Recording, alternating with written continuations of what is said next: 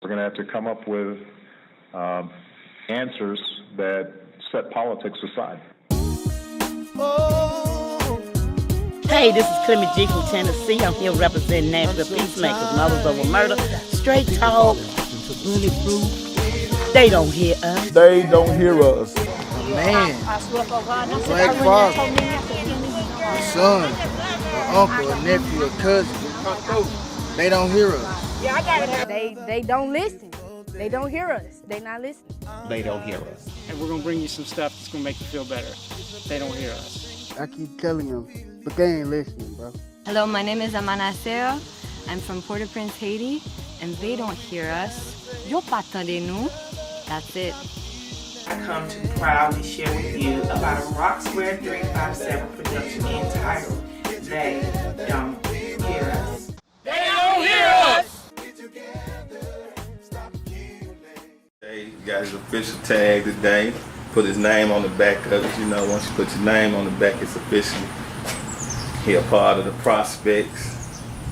ROC Square 357 production Prospects. What's up, man? Y'all know what it is. It's your boy Reggie Clay. Man, we out here trying to make a difference in our communities, in our neighborhood, with the youth that we're involved in, man. BJ, Sean behind the camera. We got the production assistants, Miss Stacy right here. So y'all know we doing all type of different things in the community. And y'all, we're gonna see what's next. Like I said, we got BJ out here. We're gonna let Miss Meribah probably explain to y'all the relationship she's been having with BJ for a minute and stuff. She actually, BJ, when she started filming you or started recording you? She did like a few months ago in Warner. She started it a few days ago. When she first got there in Warner, she wanted to talk to me because she knew it was something about me that she needed to know. Like hey BJ, I want to talk to you real quick. See what this was really about. Because I think honestly, if you ask me, I think the reason why they think that they hired her was to like calm me down or help me with my problems. But I know she came there to help me. Yeah, when you pulled up, you was just so excited about even seeing her, huh? You thought you probably wasn't gonna see her no more, huh? I know, I missed you so much because I was like, I couldn't go see anybody. Everyone was like, you can't, I didn't want to just roll up on people in the middle of a pandemic. Right. So I was like wanting to talk to you, and I called your mom and stuff, but she didn't pick up. And my name's Meribah Knight, and I am a reporter with Nashville Public Radio. And I spent the entire year at Warner Elementary until nobody was in the classrooms anymore and beyond. And I wanted to tell the story of education in Nashville and around the country, but through the lens of this one neighborhood in East Nashville, and through the story of this one school as it worked to turn itself around and recruit new students. And some of the stories that I went into were stories of the students in the building, like BJ. Why do you think I picked you, BJ? To be honest, I don't know. Nobody ever knows. I picked you, BJ, because you're incredibly intelligent and you are so well spoken. Like, you are really verbal.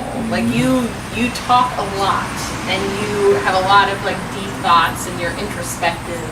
And not all kids are like that. You're very special. Because a lot of kids just kind of do their thing. I mean, they're kids, like. But you have you have something that I said. The word is reflective. You're very reflective. So when I talk to you, hello, this is my child. he's gonna bomb the interview. Here, you want to sit on my lap?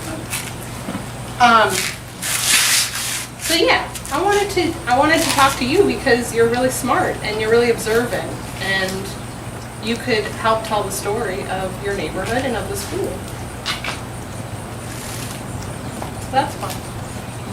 So how did you feel about her asking you the question? And how do you feel about her coming and interviewing you when she first asked you? Do you remember the first time you met her? Jones' class. You were in 3rd grade.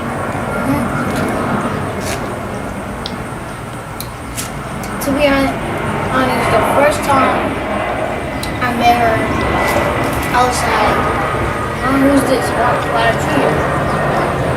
At the time, I was confused what was going on. Then the more she started talking to me, I started to understand. Do you feel like it took you a while to trust her? Is that what the thing was? Okay. So you trusted her when you first met I her? trust anybody to trust me. Oh, okay. That's Probably smart, yeah. Well, I remember the first time we talked, you like immediately, you were like, well, he was like a natural. Like I remember you were out at recess, and I was like, okay, well, let's just go inside and we can talk once we get to your classroom. And you were like, okay, well, why don't I also give you 2 of Warner while we're here? So like right away, he's just like, the mic was on, and he's like, this is Warner Elementary. It's a pretty okay school. I mean, it's okay. It's like, it's cool. I mean, my teacher's cool. Like, it's like, this is the hallway. This is my classroom.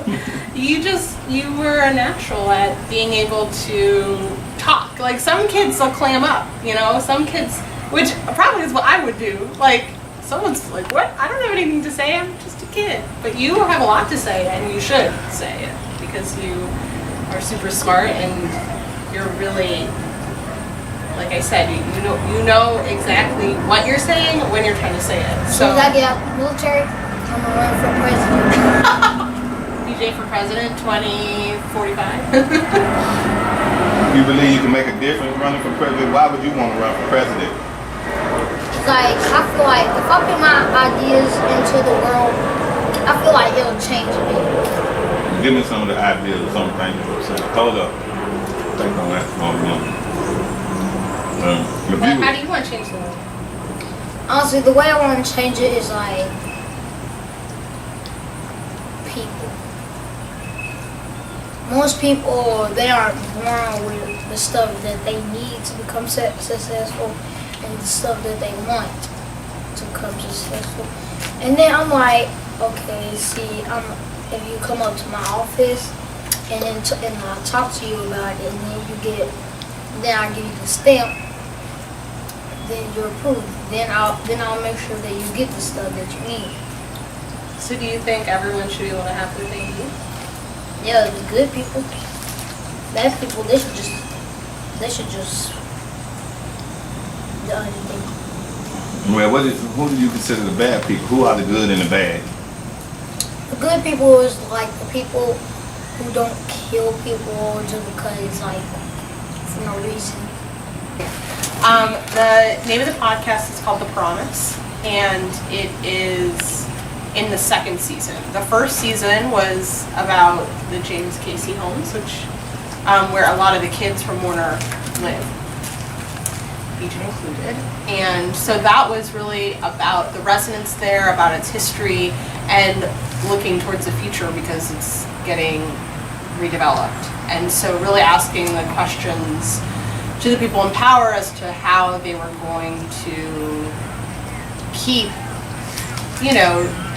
the really good parts of the neighborhood, of which there are lots, and the people that live there who have been just built that community up, and it's been neglected for so long by the powers that be, and it's finally getting renovated, but it's getting renovated to create mixed income housing, which is good, but it can also displace a lot of people. So it was really trying to explore the questions around gentrification and displacement, and ask the people who are in control and in power what their plans were, and then hear really from residents real stories, because it's just a place that I thought was so undercovered and miscovered, like it's just so misunderstood. And so I spent a year telling various stories of the residents who live there.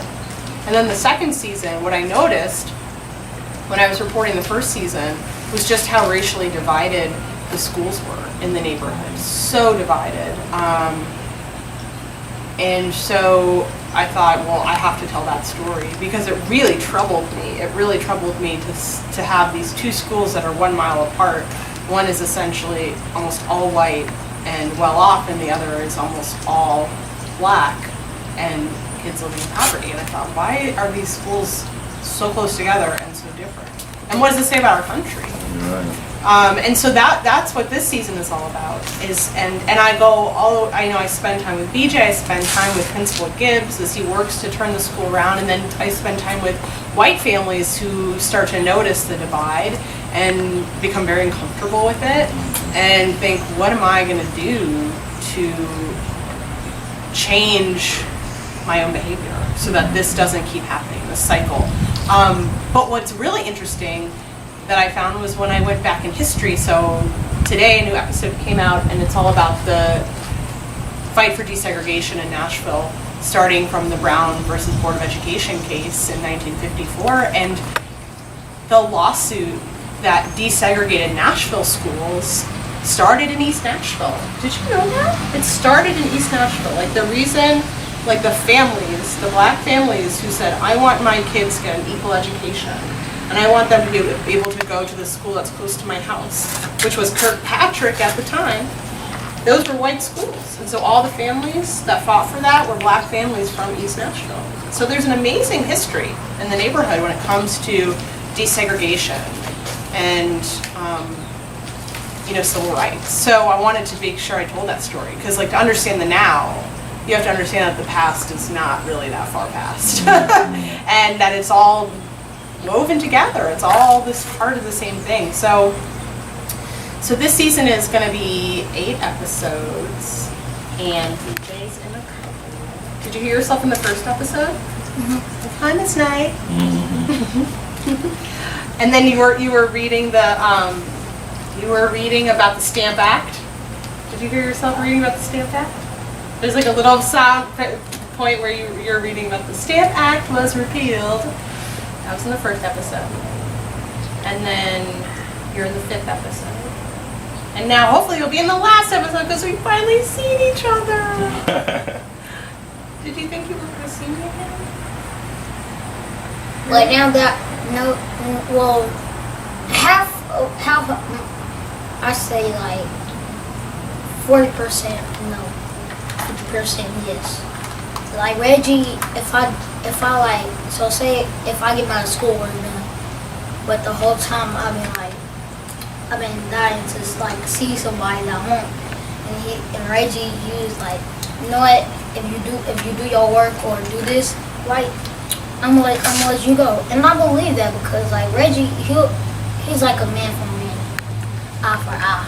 Like if I do my work, he'll do something for me though.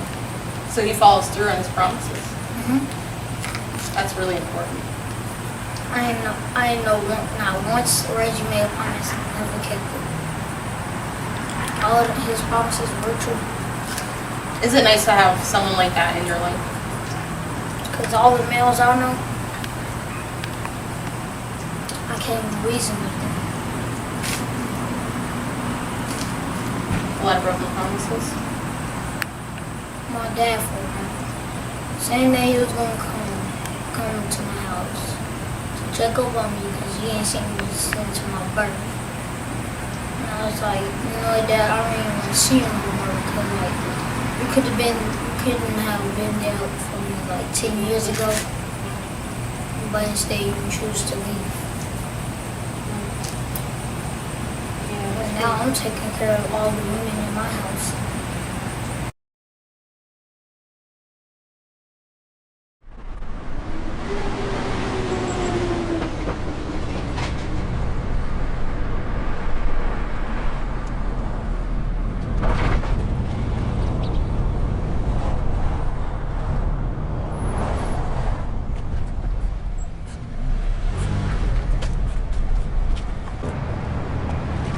What up, man? Y'all know what it is. It's your boy, ROC Square, 357 Productions. Like we always say, man, we out here. We about to pull up on BJ, man, see what he been up to. We ain't seen BJ in about a week, man. Sure. You know who we got behind the camera, man. My A1 from day one, Sean. Shy. Yeah, on the main camera.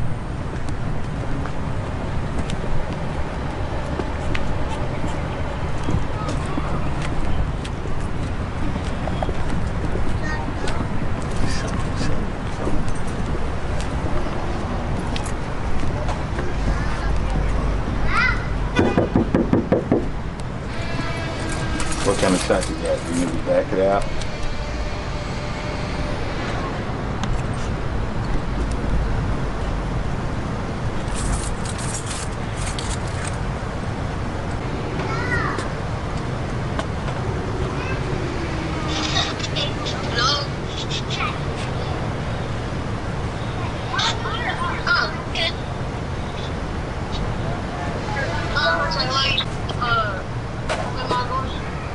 It's to go to kitchen.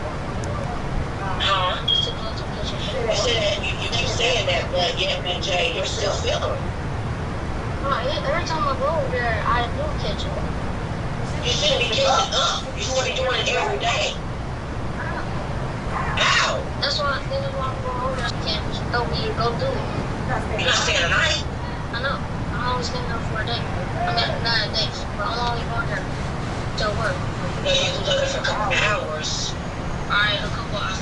You're not staying the night, like I just said. No. No. No.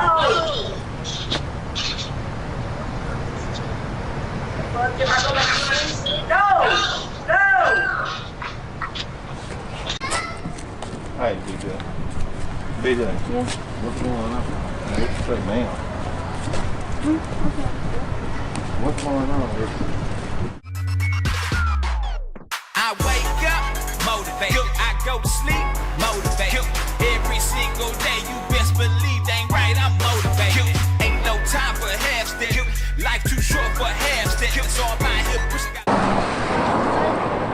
When I was going over my auntie's house for about like 4 days, I accidentally left my computer here because she said hurry up, and they was already over there, and Cortez kept sending me upstairs to get her some phone and stuff.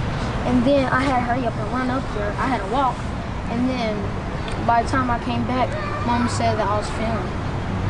Right. So that's why I'm. But what's she trying to say? Like, you being around us, you failing while you're around us, like you coming around ain't doing your shit? I guess, maybe, I don't know. So then that means I'm gonna leave you here so you can get caught up. You feel what I'm saying? Because if she, what make her think? Hold up. I'm not bringing you back. Listen, first of all, ain't nobody giving us no gas or nothing. I came over here because last night, you feel what I'm saying? Your grandmama been on called and said she wanted me to come with you. I've been calling your mama. My mom was right there when she said it. Right, but I've been calling your mama, and your mama haven't really talked to me. I can't deal with it like that. So you tell your mama, when she called me, then I know that she wants me to continue to deal with you. You feel what I'm saying? You understand what I said? You tell your mama that when she called me, I know she wants me to continue to deal with you. Okay? All right. Until then y'all you just gone and you easy. I mean, like I said, shit, everything cool, right? Just do your work. Do what you need to do. I'm sorry. I'm trying to help you, but I need some help with it too. I'm not coming back tonight over here. I don't just drive back and forth over here.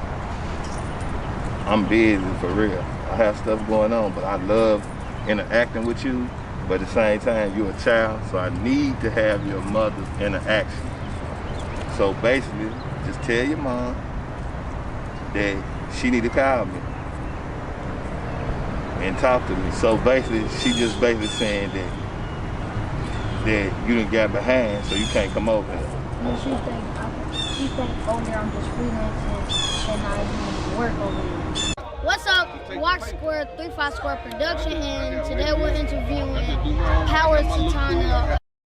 Told you too. You don't remember me saying the same thing like that? Yeah, I know. Right. So then that means then after I done taught you what to do, you sit up there and you go off somewhere else and you don't take your computer, you don't take nothing, but you in school. That don't make sense. There on the weekend. I went there on the weekend. You was there without having your schoolwork, and you didn't just fail like in a few days. It don't work like that unless you go 3 or 4 days without doing your work on that computer. Then them is all zeros. Of course you gonna fail.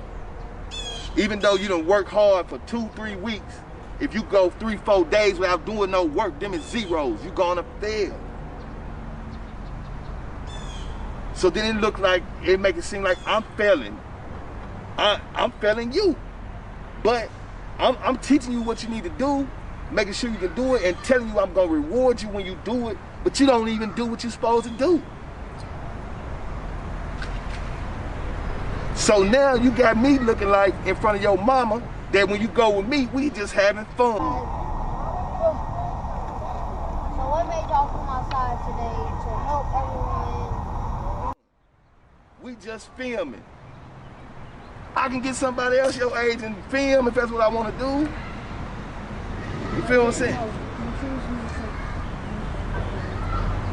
I mean, it ain't no thank. I know your ass can, but you don't. The stuff that I be getting on you about, that's the same reason why you're not able to come over there. Because you're not listening to what I'm saying. You thinking, oh, I'm gonna miss Stacy, this and that. Yeah, but I'm the one making the final decision. And just like with your mama, she make the final decision when it comes to your life and what you're going through. Feel what I'm saying? So there you go.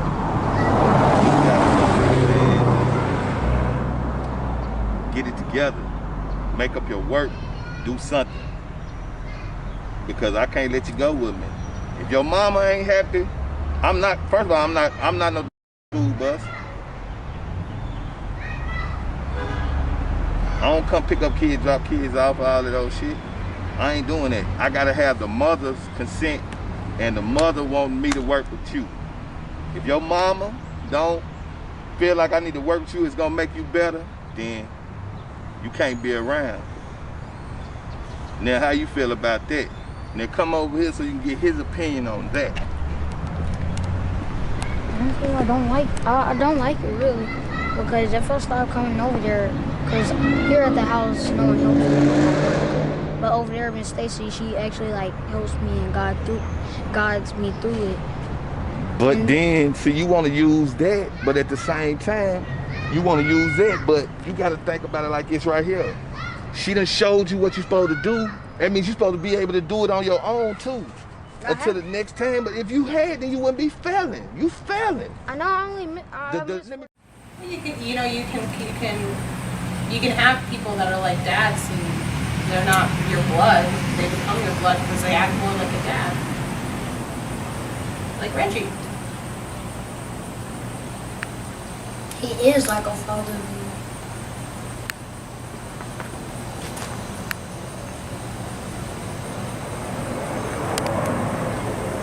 Well, everyone deserves that, you especially.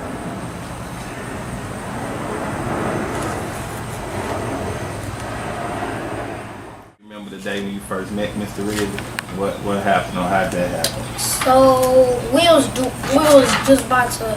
We just finished math. We was about to do social studies, and then before Reggie came in there, Dr. Hughes, she called Reggie up there too. She was like, "You know what, BJ, I'm gonna introduce you to a friend of mine." And I was like, "Okay, Dr. Hughes."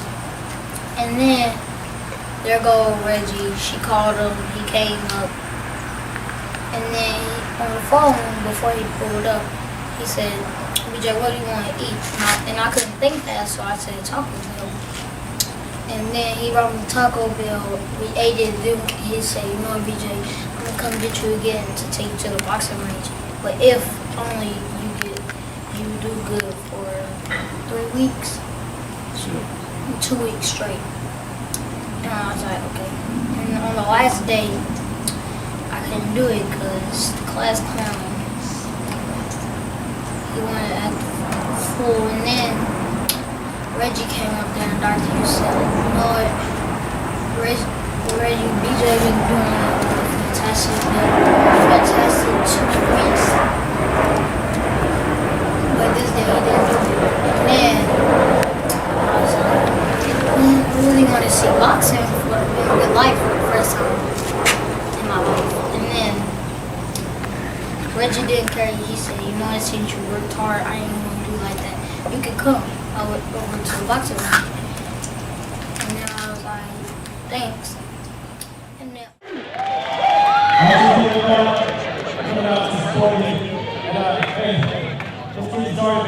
never limit yourself. You call myself limitless for a reason. The only person that limits is yourself, not anybody else. Yes!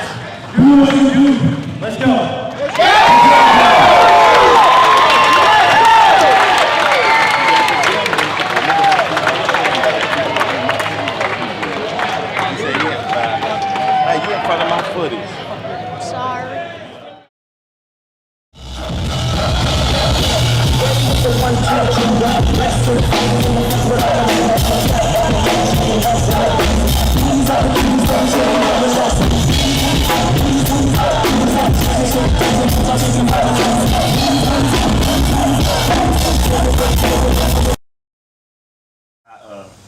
First it started when the COVID hit, and I was concerned because I was really into these kids. You know, you see me up there, and so the thing about it was, I was like, I'm gonna find. I was like, because I had talked to Dr. Hughes, I was like, so the kids not in school now, and what are y'all doing as far as getting them they computers and all this stuff? And so we could, and so she was like, oh, well, I hadn't heard from her. I said, send me their address, send me everybody's address in the class.